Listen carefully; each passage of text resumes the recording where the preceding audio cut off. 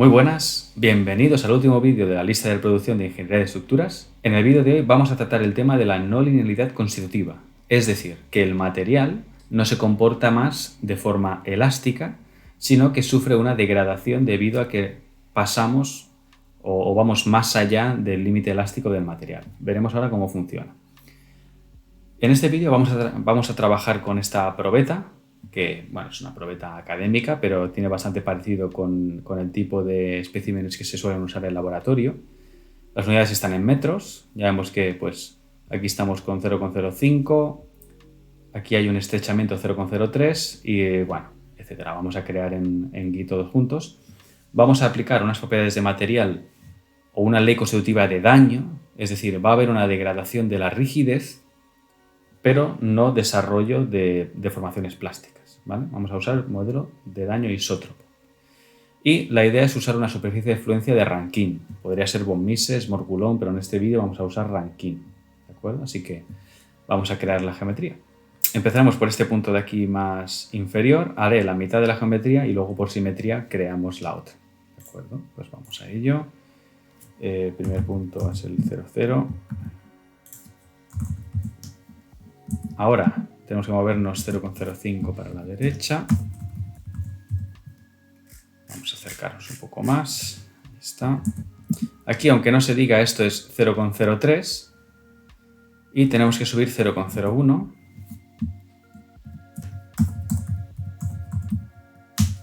Ahí está. Y ahora 0,05. Bien, tenemos esta parte de aquí, vamos a subir 0,03, nos vamos a la izquierda, menos 0,05, ya puedo unir aquí. Vamos ahora, menos 0,03, 0,01, ya puedo unir aquí, voy a guardar y voy a hacer una copia de esta línea para no tenerla que dibujar otra vez. Quiero que vaya desde este punto hasta este. Aquí lo tenemos. Cierro. Y ahora pues hacemos una simetría. Vamos a hacer una copia de líneas. Líneas. Vamos a hacer un mirror en 2 dimensiones. Y pues un punto del espejo será este y otro punto será este. Y copiamos estas líneas de aquí. Como veis, ya tenemos todas las líneas que nos van a formar las superficies que necesitamos. Vamos a crear las superficies de forma automática, que es más rápido. 4 costados. Aquí parece que ha habido algún problema. Voy a unirlas manualmente.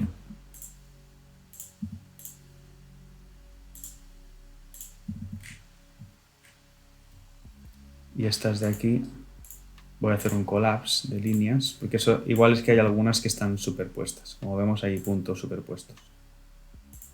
Y ahora sí que debería de crear las restantes. Bien.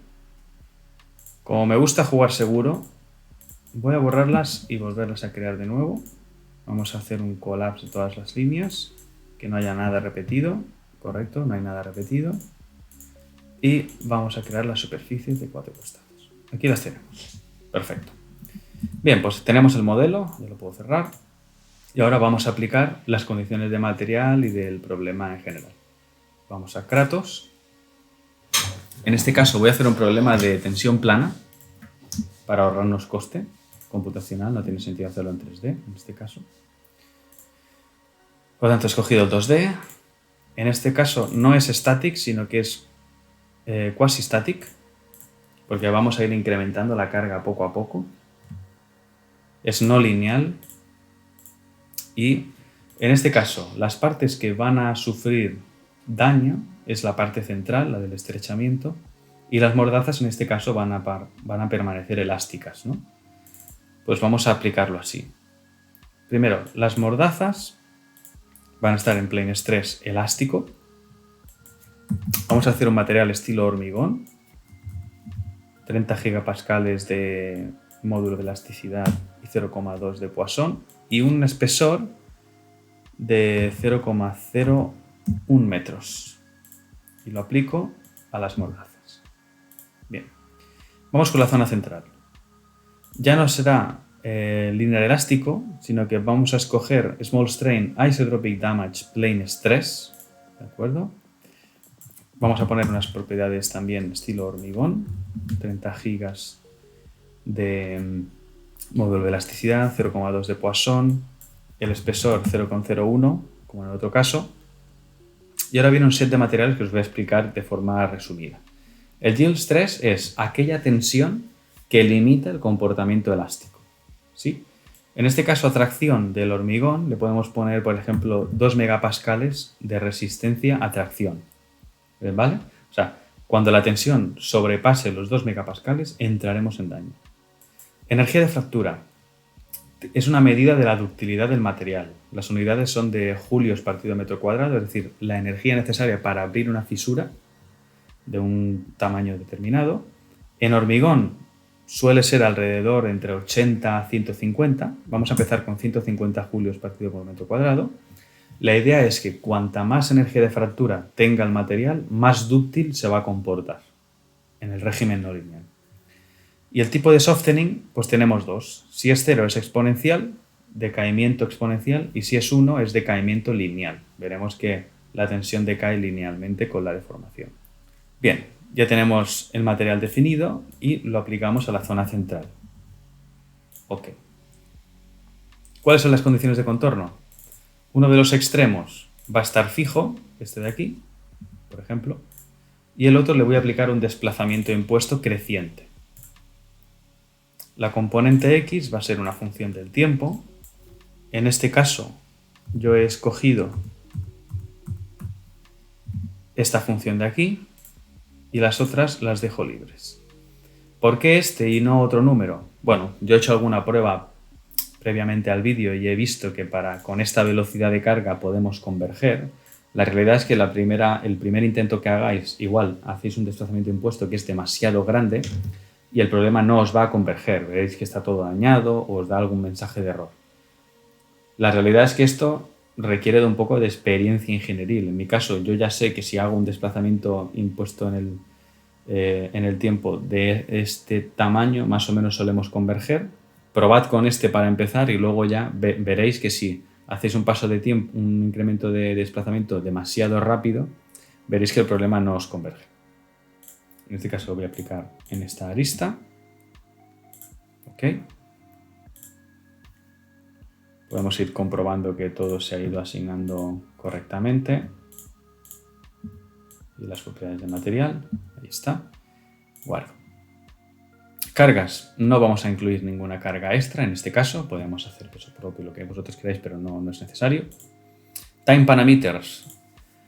Ahora sí que es relevante. Podemos hacer la simulación, por ejemplo, hasta 1,5 segundos. Y el time step es el incremento de tiempo que hace el código en cada paso. En este caso, si usamos, vamos a modificarlo, por defecto es 0,1. La realidad es que con este paso de tiempo no vamos a converger, es demasiado rápido, y yo he hecho alguna prueba previa y he visto que con 0,001 segundos vamos a converger y obtendremos una solución. Y guardo. El eco level lo vamos a poner en 1 para ver cómo está iterando, porque ahora el Newton Raphson va a tener que iterar 3, 4, 7 veces, dependiendo del paso de tiempo. Vamos a poner un máximo de 30 iteraciones, por ejemplo. Y esto os recomiendo que lo pongáis en true, pero tampoco voy a entrar en detalles porque creo que no os van a interesar. Y hasta aquí, vamos a ver, tenemos dos postprocesos, uno que es para Git y otro que es en VTK. El VTK lo podéis desactivar directamente. Y el de Git, vamos a decirle varias cosas para evitarnos molestias después. Vamos a hacer un postproceso pues cada 20 steps para que no nos sobrecargue demasiado el ordenador de información. Vamos a decirle que solo nos imprima los elementos, nada de las condiciones, y vamos a hacer que sea en múltiples ficheros. Es decir, cada postproceso será un fichero independiente. Personalmente me gusta más así. Bien, pues esto ya lo tenemos. Solo nos queda mallar. Vamos a hacer una malla estructurada. Asignaremos el número de divisiones. Por ejemplo, en el espesor, pues vamos a decirle que vamos a hacer 5 divisiones. Y en el resto, pues 7, por ejemplo. A ver cómo queda. Y vamos a usar cuadriláteros. Vamos a mallar. Y nos queda esta malla de aquí que, en mi opinión, ya está bastante bien. Así que vamos a generar los calculation files. Y vamos a ver qué es lo que tenemos por aquí. Veis que esta es la carpeta donde tengo yo el caso. Y me ha generado pues el structural materials y el project parameters, que es la traducción de todos estos settings que hemos rellenado en Git, los escribe para que Kratos lo pueda leer. Y aquí veis todo lo que hemos estado aplicando. ¿Por qué me interesa abrirlos? Bueno, porque para imprimir depende de qué cosas más customizadas lo vamos a necesitar. Si quisiéramos imprimir el daño, tendríamos que añadir en Gauss Points Results damage y nos imprimirá el daño, ¿de acuerdo? Vamos a probarlo. Y por ejemplo, en Structural Materials, las propiedades de material, aquí vemos que la parte elástica de las mordazas y aquí la parte que se daña, ¿no? Ya veis que es Small Strain, Isotropic Damage, Plane Stress, en este caso Von Mises. Como os había dicho, queríamos usar Rankine, pues vamos a cambiarlo. Ponemos Rankine. Y nada más, lo dejamos así. Y ahora sin más voy a guardar y le doy a Run No Write, porque si le doy a Calculate me va a escribir de nuevo todos los ficheros y me va a sobreescribir los cambios que acabo de hacer. Entonces vamos a darle a Run No Write y podemos ver cómo empieza a calcular. Ya veis que ahora empieza a iterar, está iterando 4 veces, 5 y bueno, esperamos hasta que termine. Perfecto, pues una vez terminado, vamos al postproceso. Y este es el diagrama de daño. Hay veces que Git nos pinta cosas con daño que no debería. Ya sabemos que la única parte que puede dañar es la central, con lo que aquí voy a decirle que no me muestre resultados. Lo voy a cambiar de color, de hecho. Y aquí vemos el diagrama de daño. Si yo le doy al carrete, podemos ver cómo evoluciona con el tiempo. Ya veis que se daña muy rápido. Y una cuestión interesante, ver cómo evoluciona la reacción en el tiempo, ¿no? Si yo hago la evolución temporal de la reacción en X, en varios nodos, por ejemplo estos, veis que es elástico hasta que llega un momento que la probeta alcanza el límite elástico o yield stress, entonces comienza a dañar y veis que se degrada y va bajando la tensión poco a poco. Bien, permitidme que vuelva a hacerlo. Vamos a ver la evolución en X de este nodo de aquí y voy a guardarme esta tabla. Vamos a guardarla aquí en Excel. ¿Por qué lo hago? Bueno, si volvemos al archivo de input, bueno, volvemos al pre. Si recordáis, hemos usado una energía de fractura de 150 julios partido metro cuadrado. Bien, si yo uso, en vez de 150, uso 50, quiere decir que el área debajo de la curva, en la curva tensión-deformación, es menor. Es decir, tiene menos energía disponible para fracturarse. O lo que es lo mismo, que es más frágil. Cuanto menos energía de fractura, más frágil. Entonces, si yo paso de 150 a 50, veremos que la evolución de la reacción va a ser más abrupta, va a ser más inclinada. Vamos a darle a calcular de nuevo. He cambiado de 150 a 50 y le doy a Run No Write, porque si no me va a sobreescribir. Y esperamos a que termine. Perfecto, ya terminó. Vamos a postproceso. Vemos cómo es el diagrama de daño. Ya vemos que es muy parecido a lo que obteníamos antes. Y vamos a ver cómo evoluciona ahora la reacción, en este caso con menos energía. Voy a copiarme la tabla. vamos al Excel. Entonces, primero, veamos cómo quedó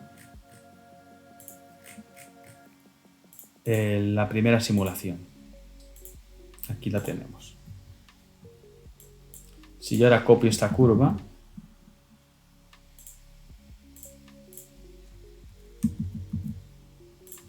y utilizo los datos de la segunda simulación, vemos cómo la naranja, que era la simulación con la energía de fractura de 150, es bastante más plana que la simulación con una energía de fractura de 50. ¿Sí? Esto es una energía de fractura de 50, esto es de 150. Y si queréis, bueno, podemos hacer una prueba más con una energía de fractura muy, muy alta para que veáis que ya se aplana casi del todo, ¿no? Si yo le pongo aquí, en vez de 50, le pongo este número y vamos a recalcular. Esperamos a que termine y estudiamos el efecto. Bien, terminó. Vamos al postproceso. Vamos a ver cómo es la evolución de la reacción en el tiempo. Y vemos que en este caso, por algún motivo, en algún paso de tiempo no ha llegado a converger. ¿Sí? Este tipo de resultados son, digamos, erróneos o espurios, que ocurre cuando el Newton-Raphson no consigue converger. Así que si vuelvo para atrás, podemos hacer que el paso de tiempo sea algo más pequeño. Por ejemplo, añado un 0 más y probamos de calcular de nuevo.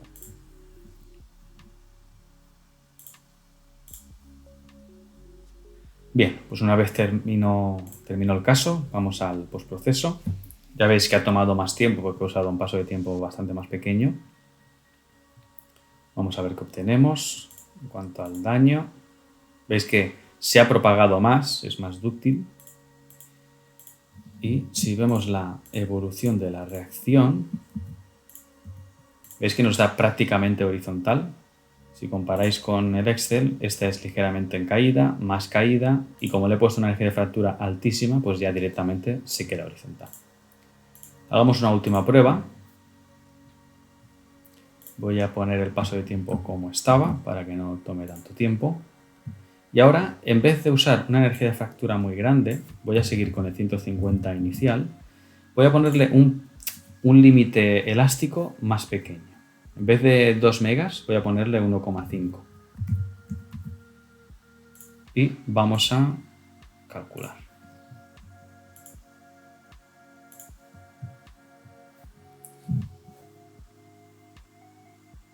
Creo que ha habido un paso que no ha convergido.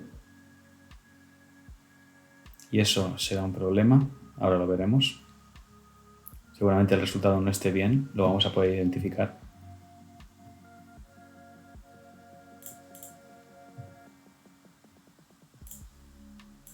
Sí, veis que ha dañado todo. Eso es que hay algún paso que no ha conseguido converger. Con lo que vamos a reducir un poco el paso de tiempo. A ver si conseguimos converger así.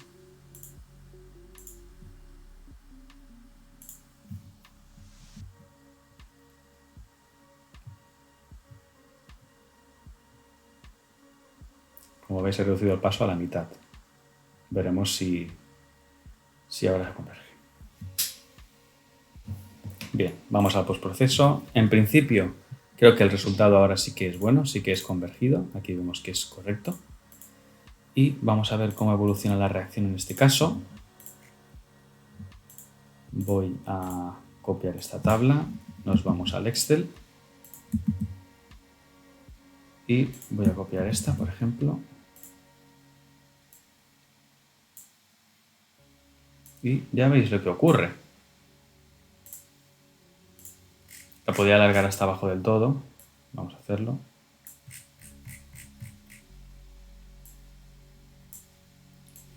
Y ya veis, en este caso la energía de fractura la he mantenido la misma, pero he reducido el yield stress.